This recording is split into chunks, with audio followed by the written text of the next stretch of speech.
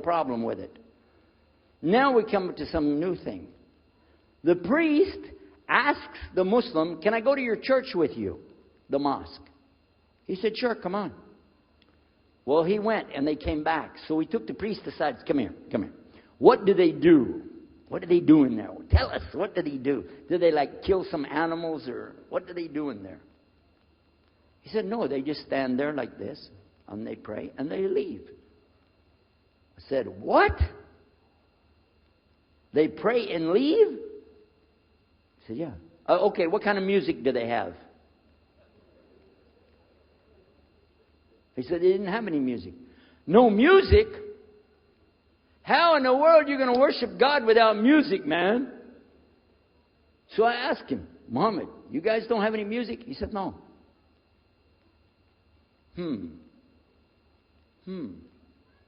Now, I'm in the piano and organ business. I said, how many mosques are there in the world? He said, millions and millions and millions of them. I said, none of them have a piano. He said, no. Any of them have an organ? He said, no. Oh, man, I can get rich.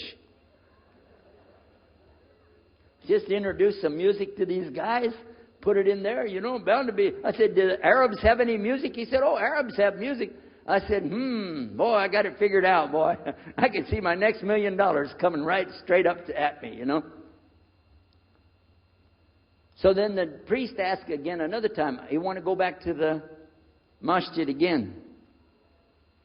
He went, this is middle of July, 1991.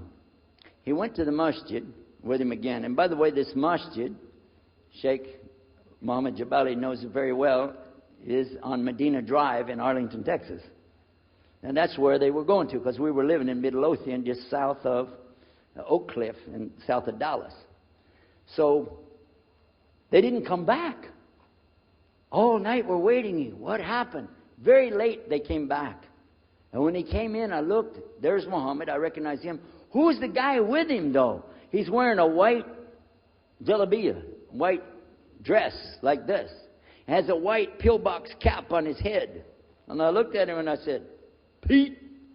His name was Father Peter Jacobs, but we're not, you know, Catholic, so I don't have to call him Father. I said, Pete, did you become a Muslim? He said, Ashhadu an la ilaha illallah, Ashhadu Muhammad Rasulullah. I said, oh my God. Now, I used to have cameras like these cameras right here because we had a television show called Estes Music Jamboree.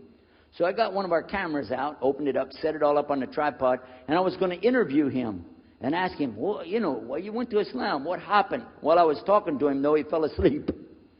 So it was still in my mind, and I was thinking, what am I going to do? This is too amazing. Now, here I'm preaching to the people, and I'm trying to change what I'm saying. And here's a priest, just became a Muslim. My father's saying it's a good deal. It sounds all right to him. And I don't know what to do. So I decided I'll talk, make mashura. I talked to my wife. We have an apartment upstairs. We were in our apartment up there, and I'm telling her, oh, you know, a priest became a Muslim today. What is that? And can you imagine what they were saying about the Quran and saying about this and so and so? All of a sudden, she said, I want to get a divorce. Oh, whoa. It's not the subject, but what happened? She said, no, all this talking about religion and talking about Islam, and so I can see. I said, oh, no. No problem here. No problem. I said, you thought no, I was just observing somebody else. No, I'm not interested. Trust me. I don't want to be with those Muslims. The last thing I want to do is be with a Muslim. No way. Just put your mind at ease. She said, I need a divorce. I said, where are we going with this again? What's the problem with that? What happened? She said, a Muslim can't be married to a Christian. I said, what? No, wait a minute. Hold on. I don't look at me. I'm telling you, I swear I don't want to be a Muslim. Okay? And even if I did, don't you remember what he said? A Muslim man could be married to a Christian woman. It's not a problem. But I'm not saying I want to. I'm just saying it's not a problem. She said, that is the problem.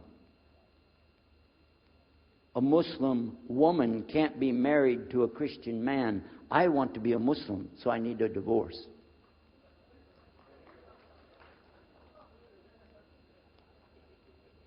I'll never forget, I was sitting right on the edge of the bed, just sitting there, you know, and I almost fell over.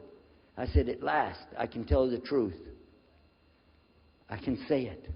I didn't realize that she liked the idea. I was afraid. I said, okay, the good news is I too want to be a Muslim.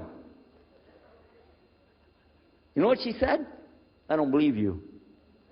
I said, no, really. I was just saying that because, but for sure, just so you know, I want to be a Muslim. I've been thinking about it. I want to be a Muslim. We're both going to be Muslim. Alhamdulillah, it's going to be great. Right? You know what she said? I don't believe you because you're either lying right now or you were lying 5 minutes ago when you said you didn't want to be a Muslim. And either way, I don't want to be married to a liar. So get out.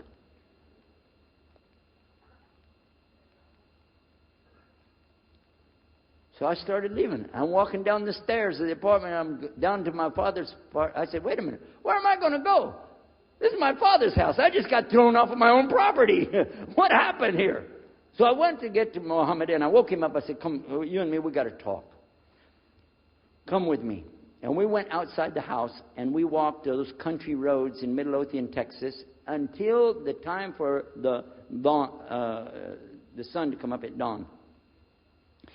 And all that time, I talked to him about what's it like to be a Muslim, how do you have to believe, what do you have to do. Let me hear all of it now. And no more playing a game. I'm not debating, I just want to know. Just tell me. Just tell me what's Islam. I need to know what I need to do. And he told me everything, and I realized this is it.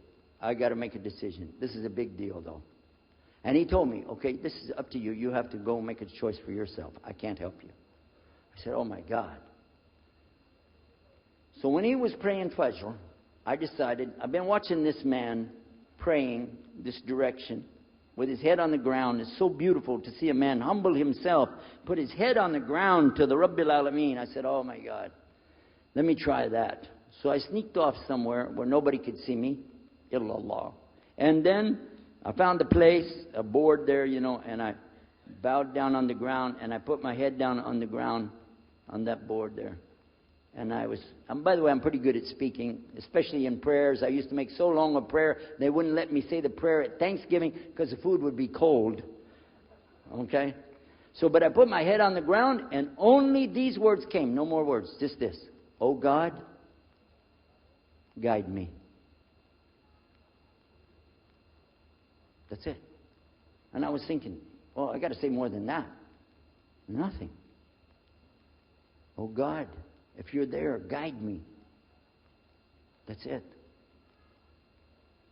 After a while, I sat up and I looked around. There wasn't any fancy rainbow. It wasn't birds flying around. There was no big signs from above. There was no music, angels, harps, nothing like this. It was just a cloudy day in Texas.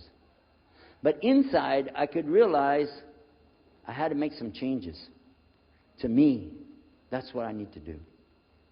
There's the problem, it's inside of me. Within a few minutes, it became clear what I needed to do, and I had to develop an idea of how to pull this off.